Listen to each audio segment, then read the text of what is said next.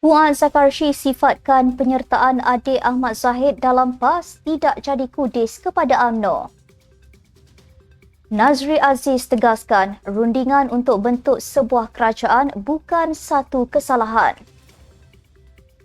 Timbalan Presiden Amanah tegaskan pandangan berbeza tidak sepatutnya dilabel sebagai anti-Islam. Peguam beritahu ada ahli GISP tidak akan sertai program pemulihan tanpa restu pemimpin.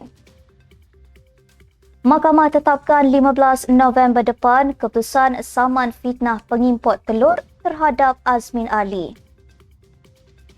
Dan pendakwa bebas turunkan video nasihat penukaran agama kanak-kanak secara rahsia.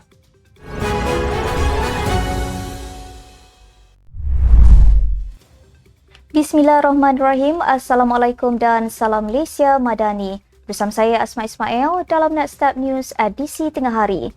Jangan lupa ikuti kami di semua platform Nextstep Malaysia.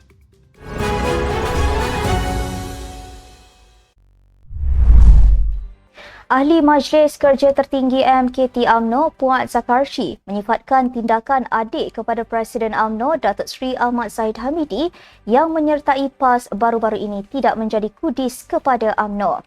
Katanya di laman Facebook, Hakim Hamidi bukanlah individu heavyweight dalam UMNO yang boleh memberi kelebihan kepada PAS.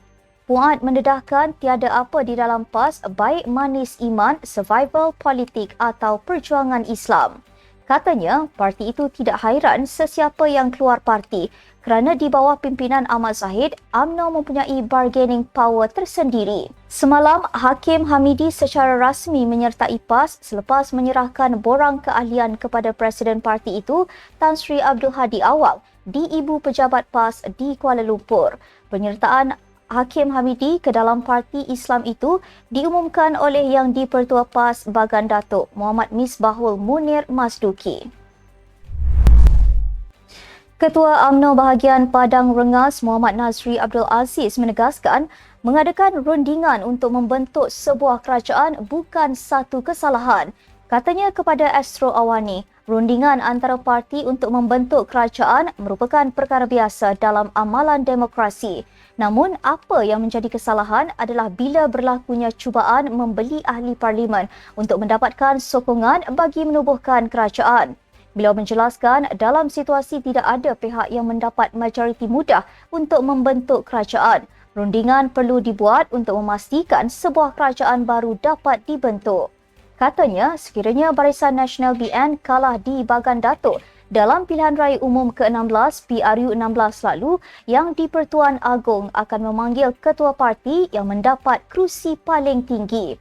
Muhammad Nazri juga menjelaskan tindakan menyalahkan Ketua Setiausaha Politik Perdana Menteri Syamsul Iskandar Muhammad Akin yang mendedahkan perkara itu bukan satu tindakan bijak.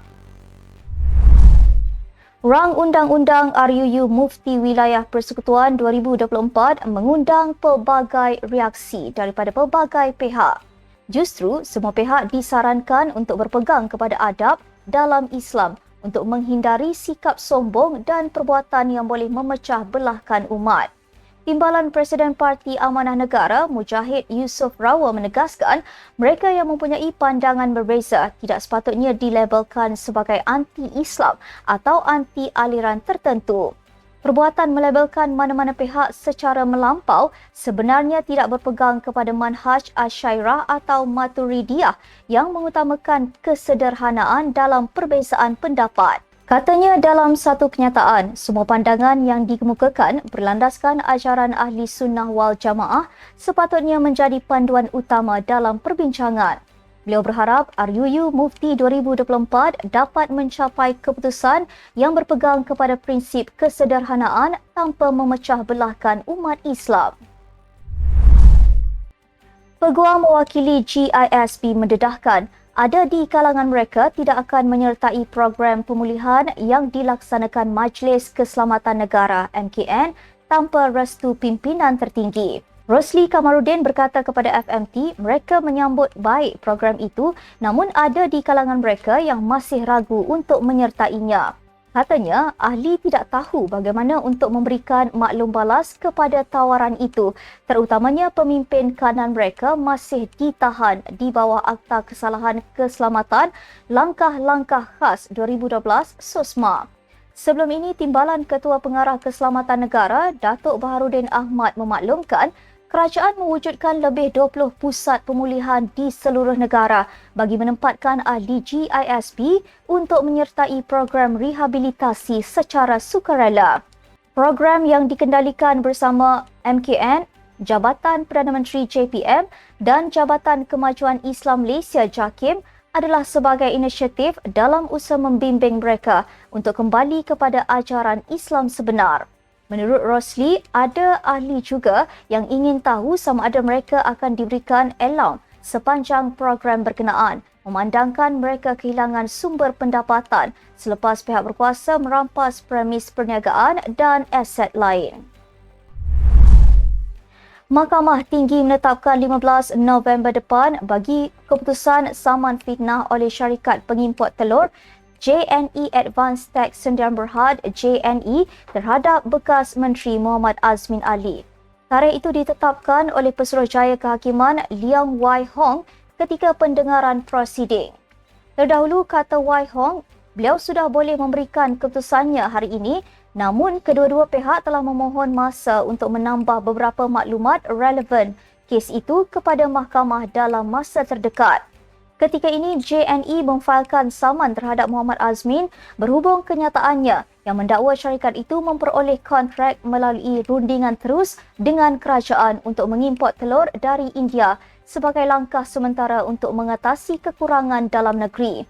Dalam tuntutan syarikat itu, mereka mempersoalkan ucapan Muhammad Azmin di Kuala Lumpur pada 11 Mac tahun lalu, yang mana sebahagian daripada ucapan itu mendakwa Deepak telah memperoleh kontrak untuk mengimport telur ayam melalui rundingan terus.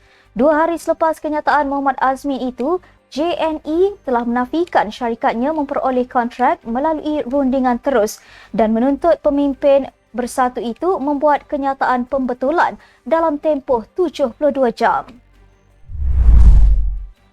Pendakwa bebas Firdaus Wong telah memadam video TikTok yang didakwa mengandungi nasihat mengenai penukaran agama kanak-kanak secara rahsia. Laporan portal mengatakan Peguam Nur Azali Nordin memaklumkan perkara itu kepada Mahkamah Tinggi Kuala Lumpur. Hakim kemudiannya menetapkan 24 Oktober depan untuk mendengar hujah oleh pasukan peguam untuk menarik balik injunsi berkenaan. Kumpulan ibu bapa terbabit menuntut Firdaus memadam video TikTok yang didakwa mengandungi nasihat berhubung penukaran agama melibatkan kanak-kanak di bawah umur secara rahsia. Sekian untuk edisi tengah hari ini. Ikuti perkembangan semasa isu-isu panas politik Malaysia setiap hari hanya di Netstab News. Jangan lupa untuk follow Facebook Netstab Malaysia dan subscribe YouTube Netstab TV. Netstab Malaysia bersama melangkah dengan yakin. Saya Asma Ismail. Assalamualaikum dan salam sejahtera.